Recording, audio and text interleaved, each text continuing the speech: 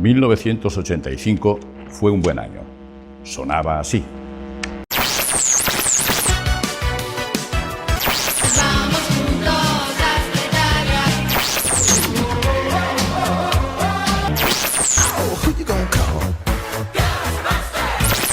¡Wow!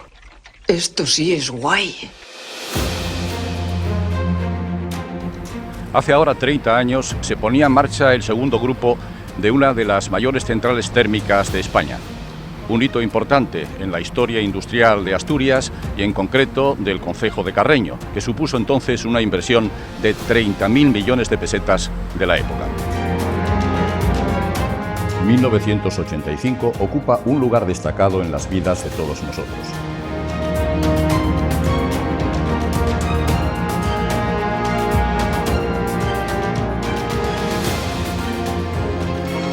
Esta central, situada en la margen derecha de la ría de Aboño, en el límite de los concejos de Carreño y Gijón, consta de dos unidades de 360 y 543 megavatios de potencia, que entraron en servicio respectivamente en los años 1974 y 1985.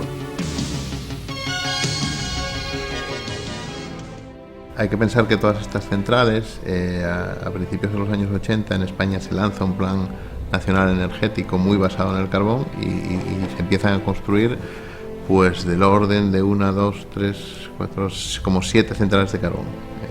Soto, Aboño, Narcea, La Robla, Meirama. La mayor de todas ellas es Aboño y la que tiene unas características técnicas más avanzadas en aquel momento, Aboño 2, claro, el grupo del que estamos hablando, y las que tienen unas características técnicas más avanzadas, ¿no? Los que estábamos en otras centrales, como ocurría en mi caso en aquel momento, pues estábamos un poco envidiosos de aquellas buenas características de Aboño. Jorge Díaz Caneja, que fue el que inició Aboño. 2 meses después de que él iniciara el trabajo, pues me incorporé yo y el equipo lo formábamos los dos exclusivamente, que duró pues casi 6 meses o 7.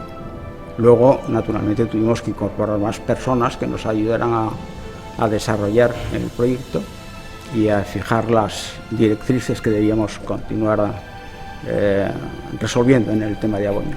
Estábamos supeditados, las personas, las máquinas, los materiales, todo en un cuadrado de 100 por 100 metros. Al norte, bueno, norte de proyecto exactamente, la ría de Aboño.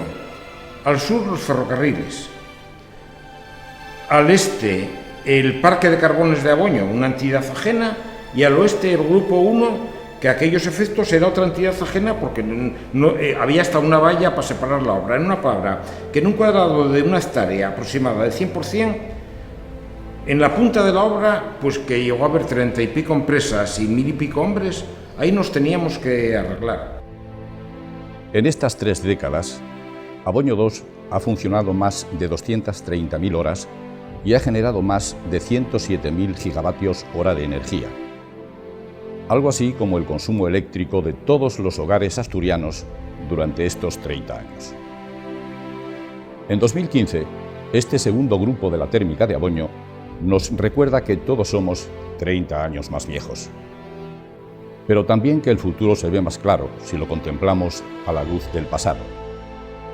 En EDP le invitamos a viajar en el tiempo. Hagamos memoria. Los combustibles empleados en el proceso productivo de la central térmica de Aboño son carbones nacionales, gas de horno alto, gas de batería de coque y fueloil.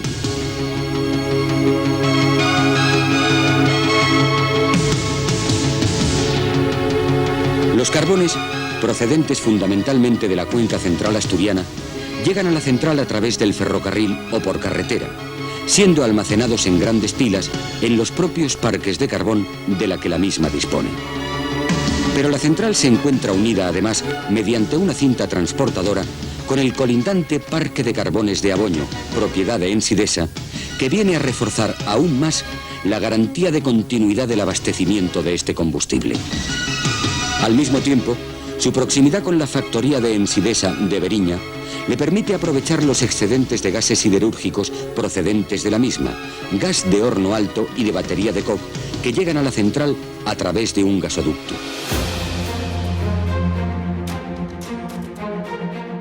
En este gráfico tenemos los datos de consumo.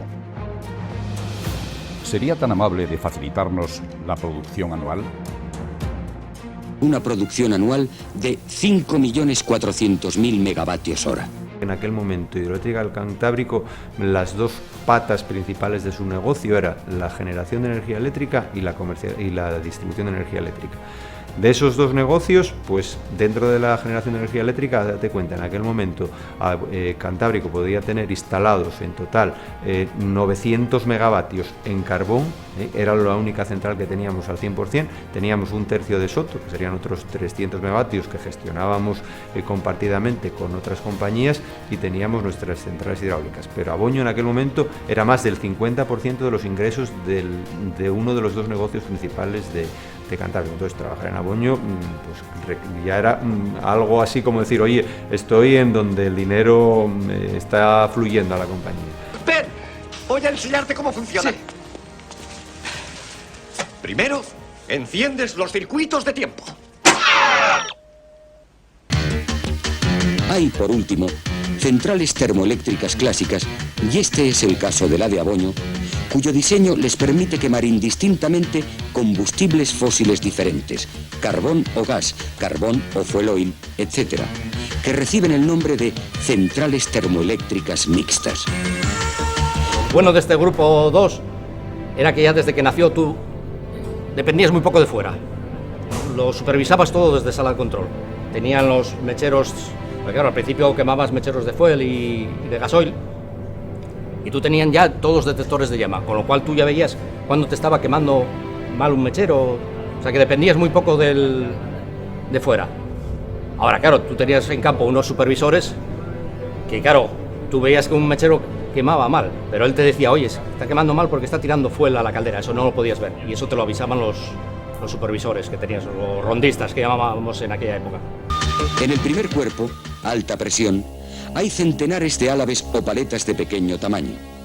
El cuerpo de media presión posee asimismo centenares de álabes, pero de mayor tamaño que los anteriores.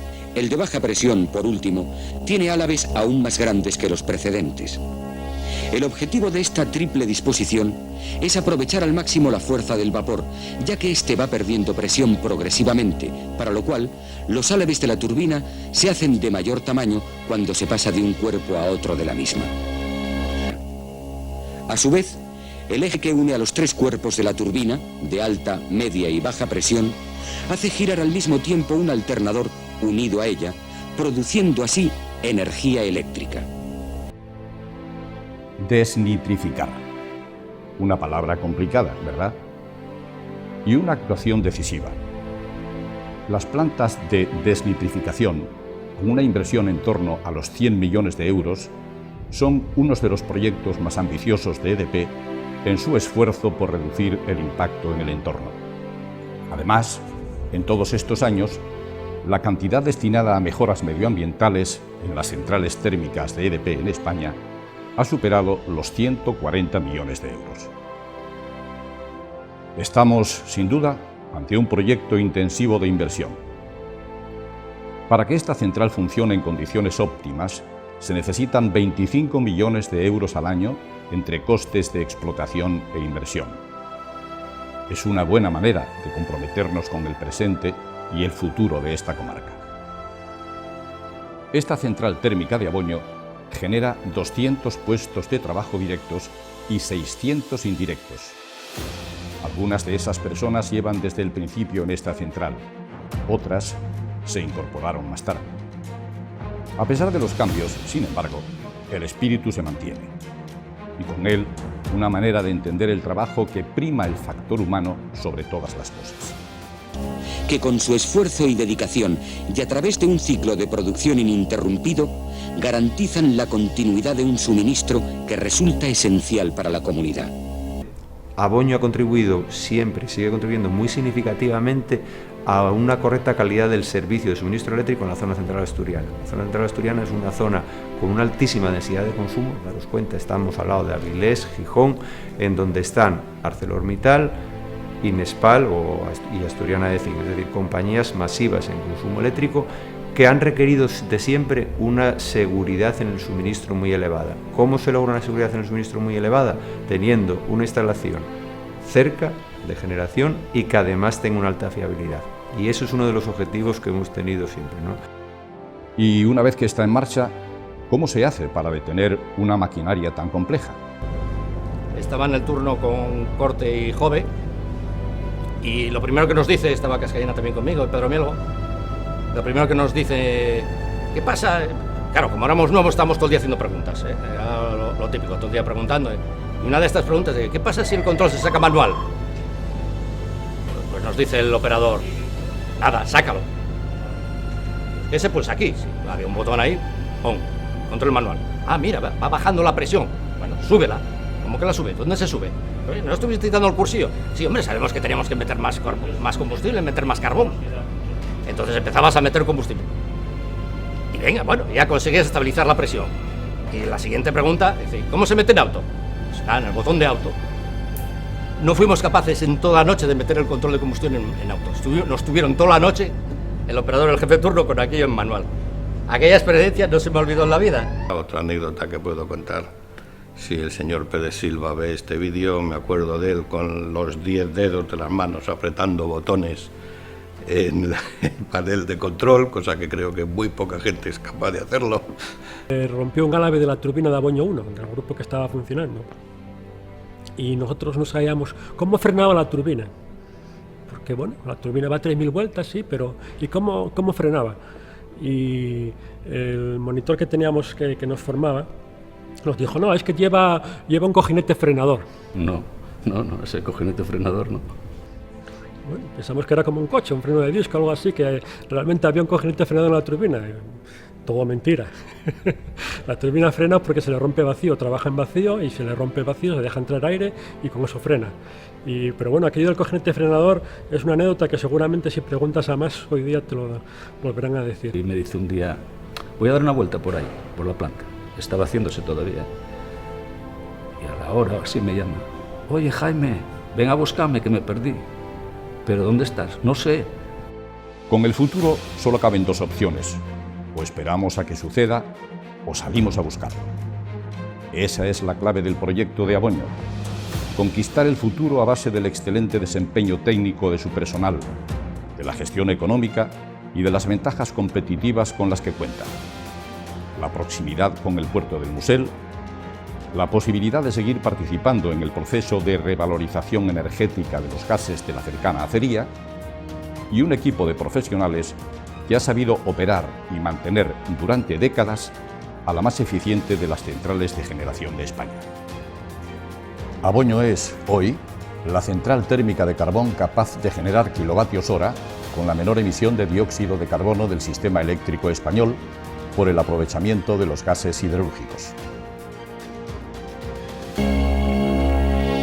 Por la potencia de sus grupos y la variedad de combustibles que utiliza, la central térmica de Aboño es una de las más singulares tanto a nivel nacional como internacional.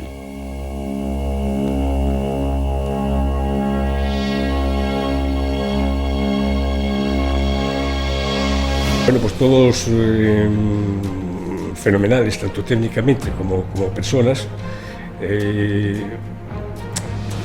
La verdad es que hubo una criba importante en su selección, se presentó mucha gente y al final pues los que quedaron lógicamente eran los mejores, tanto humanamente como técnicamente. La relación era muy buena con todo el personal de hidroeléctrica, pues Corderos, Arístides, en fin, la gente que estaba en la puesta en marcha. Yo creo que éramos... la relación era mucho mejor que, digamos, de la propiedad con los suministradores. Yo creo que se consiguió un grupo que trabajábamos todos juntos. Bueno, porque yo metía las narices en todos los sitios y bueno, sabía un poco de todo y bueno, yo pues, sabía lo que era la turbina, sabía lo que era la caldera, sabía algo de eléctrico, yo soy perito eléctrico y lo que menos trabajé yo en esta vida pues fue de electricista, o sea, yo trabajé más en lo mecánico, montajes mecánicos que montajes eléctricos. Los montajes eléctricos siempre los llevaron otros, yo llevé tuberías y calderas y lo eléctrico que yo era mi fuerte, pero bueno, sabía también por donde andaban los electrones por ahí bailando. Yo en aquella época tenía un coche que ya tenía algunos años y un día yo vivía y venía de Oviedo todos los días. Por el camino el coche me metió un poco de ruido y como Cordero era especialista en todo, también en coches, pues le dije: oye, mírame el coche a ver qué te parece este ruido y tal y cual. Bueno, Cordero probó el coche por ahí y me dice: este coche está para durar 20 años. Bueno, yo me quedé muy tranquilo y por la tarde, a las 7 o por ahí, pues de regreso a Oviedo, pues me dejó tirado antes de llegar a la autopista. Las relaciones por aquel entonces sí que hay que reconocer que estaban más basadas en el trato personal, inevitablemente, porque al no existir los ordenadores con los cuales ahora nos comunicamos entre nosotros a través de una pantalla, a través de correo electrónico, etcétera, pues antes pues no, era vis a vis.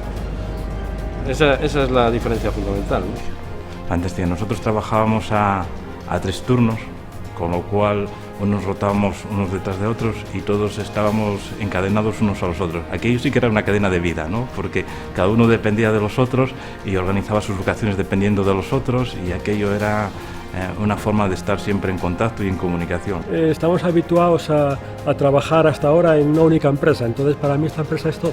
Yo empecé a trabajar aquí y todo lo que tengo se lo debo a la empresa. O sea, yo llevo 32 años, pero es que no conozco otra empresa. Entonces, para mí esta empresa es todo. Yo aquí tuve 2 matrimonios. Uno era, bueno, aparte del mío en casa, era con Falo, que había sido mi primer operador aquí, y luego con Jesús Pendas. Con Pendas fue con el que estuve ya más años, debí estar como 15 años. Y para que te hagas una idea, elevaba el control mejor que en automático. O sea, tú no distinguías cuando estaba el control en manual o en automático. O sea, lo llevaba de tal manera controlado. Entonces era como un matrimonio. O sea, incluso pues tomábamos el café antes de venir para acá juntos. Y te propone una meta muy clara,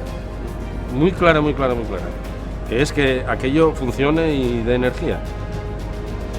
Y esa meta, cuando la consigues, y además el hito de conseguirlo es muy visible, no es algo abstracto, sino que es algo muy concreto, que es el primer momento que se cierra el interruptor y empiezas a dar energía. Ese hito es muy claro y muy definido y te supone una alegría enorme, ¿no? Es muy difícil de explicar. Yo es que allí siempre, como te digo, siempre he sentido muy cómoda. O sea, yo siempre lo digo, Aboño forma parte de mí, o sea, está claro. Yo creo que no nos podríamos... O sea, si algún día me dicen, oye, te tienes que mover de aquí, pues bueno, si no queda más remedio me iría, pero me iría con muchísima pena. O sea, para mí es... O sea, yo siempre he estado, no sé, es que el ambiente es muy bueno, la gente es encantadora. Para mí es un sitio realmente muy especial y es genial, y sí, yo soy Aboño. Oportunidades para seguir creciendo con la mirada puesta en el futuro.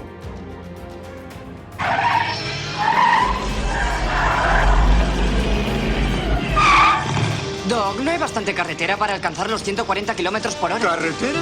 ¿A dónde vamos? No necesitamos carreteras.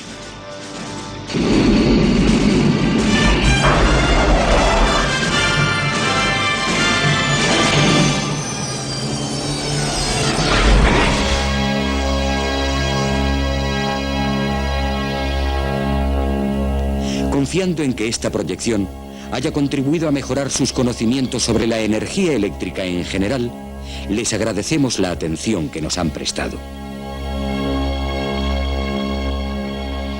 Y esto es todo, ¿o no? Aunque ya han pasado 30 años desde que Aboño 2 se puso en marcha y más de 40 desde que lo hizo Aboño 1, esta historia no ha hecho más que comenzar. Tenemos mucho futuro para seguir informando.